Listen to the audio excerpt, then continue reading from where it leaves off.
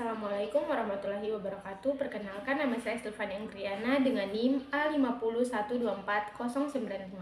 Di sini saya akan menjelaskan tentang landasan psikologis dalam bimbingan dan konseling. Baik, langsung saja tanpa mempersingkat waktu.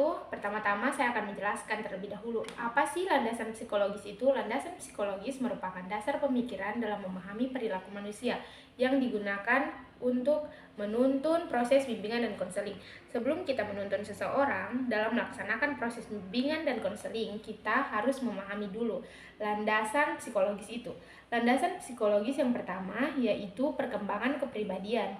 Memahami bagaimana kepribadian seseorang berkembang mulai dari masa kanak-kanak hingga masa dewasa merupakan hal penting dalam bimbingan dan konseling. Yang kedua, psikologi belajar. Memahami bagaimana orang belajar, termasuk faktor-faktor yang mempengaruhi proses belajar dan dapat membantu dalam perencanaan dan pelaksanaan konseling. Yang ketiga, ada teori motivasi. Motivasi merupakan faktor penting dalam perilaku manusia. Memahami teori motivasi dapat membantu dalam mendorong klien untuk mencapai tujuan. Yang terakhir, ada teori perkembangan sosial. Perkembangan sosial seseorang dipengaruhi oleh interaksi dengan lingkungan. Memahami teori sosial penting dalam memahami masalah. Baik, kita lanjut ke poin berikutnya, perubahan perkembangan landasan psikologis.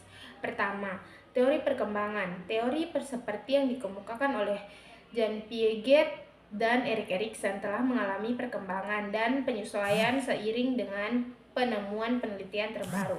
Misalnya, teori perkembangan kognitif Piaget kini dipahami lebih dalam, dan penekanan pada konteks sosial dan budaya dalam perkembangan kognitif telah ditambahkan.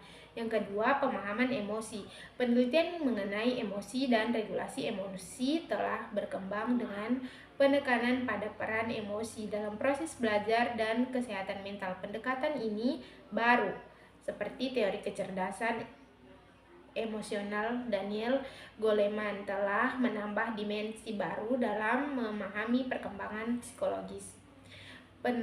Yang ketiga itu ada penelitian neuroscience. Kemajuan dalam neuroscience ini telah memberikan wawasan baru tentang bagaimana perkembangan otak mempengaruhi perilaku dan fungsi kognitif. Ini termasuk pemahaman tentang plastisitas otak dan bagaimana pengalaman membentuk struktur dan fungsi otak.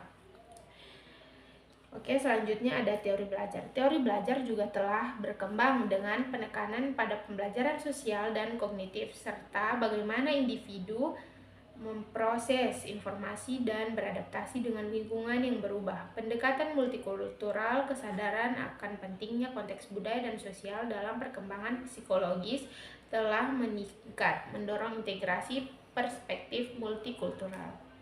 Baik, selanjutnya materi selanjutnya itu dasar teori landasan bimbingan dan konseling yang lain terhadap landasan psikologis.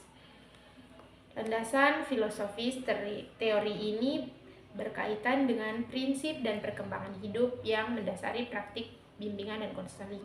Landasan sosial teori ini melibatkan pemahaman tentang konteks sosial dan budaya tempat individu berada. Landasan pendidikan. Landasan ini terkait dengan tujuan dan metode pendidikan yang digunakan dalam bimbingan dan konseling. Landasan ekonomi, teori ini melihat bagaimana faktor-faktor ekonomi dan sosial mempengaruhi kehidupan individu. Baik, poin selanjutnya, pengaruh landasan psikologis terkait perkembangan bimbingan dan konseling. Yang pertama ada pemahaman diri. Bimbingan dan konseling seringkali membantu individu memahami diri mereka sendiri, termasuk kekuatan, kelemahan dan tujuan hidup mereka. Yang kedua ada pengelolaan emosi. Emosi membantu dalam mengelola dan mengatasi emosi seperti stres dan kecemasan. Yang ketiga ada perubahan perilaku psikologis, memberikan dasar untuk memahami dan memodifikasi perilaku. Yang terakhir ada keterampilan sosial. Bimbingan dan konseling seringkali melibatkan pengembangan keterampilan sosial seperti komunikasi yang efektif dan keterampilan interpersonal. Baik, yang terakhir Materi terakhir yaitu contoh landasan psikologis. Perkembangan landasan ini mempertimbangkan tahap perkembangan siswa agar pembelajaran sesuai dengan zaman. Yang kedua itu ada psikologi belajar. Landasan ini berperan dalam bagaimana materi disampaikan kepada siswa. Yang ketiga ada behaviorisme.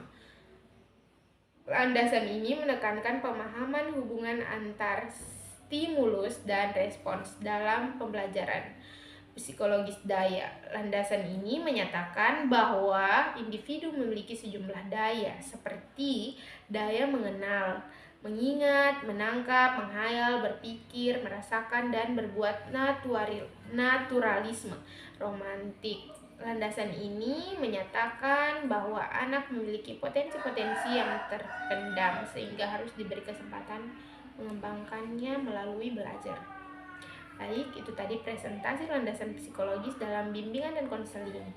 Sebelum saya menutup presentasi kali ini, saya akan membacakan kesimpulan landasan psikologis pendidikan. Landasan psikologis pendidikan merupakan suatu landasan dalam proses pendidikan yang membahas berbagai informasi tentang kehidupan manusia pada umumnya serta gejala-gejala lain yang berkaitan dengan aspek pribadi manusia pada setiap tahap usia perkembangan tertentu untuk mengenali dan menyikapi manusia sesuai dengan tahapan usia perkembangan yang bertujuan untuk memudahkan proses pendidikan. Baik, sekian presentasi dari saya. Mohon maaf apabila ada kekurangan dan kesalahan kata. Saya akhiri dengan ucapan wassalamualaikum warahmatullahi wabarakatuh. Terima kasih.